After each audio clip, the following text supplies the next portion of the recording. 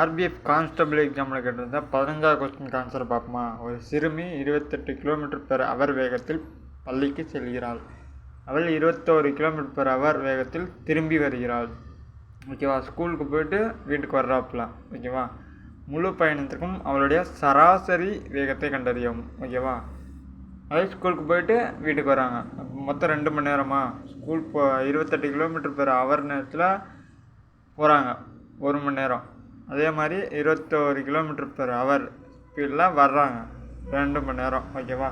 இப்போ கிலோமீட்டர் 2 கிலோமீட்டரையும் கூட்டணும். 28 அங்கிட்டு ஒரு 21 20 20 40 48 49 2 மணி நேரமா டிவைடட் பை 2 49 டிவைடட் பை 2. ஓகேவா. அப்போ எத்தனை வரும்? 24.5 வரும். சராசரியாக 24 இல்லை 25 என்ன இருக்குன்னு பார்க்கணும். 24 km இருக்குது பெர் ஹவர்.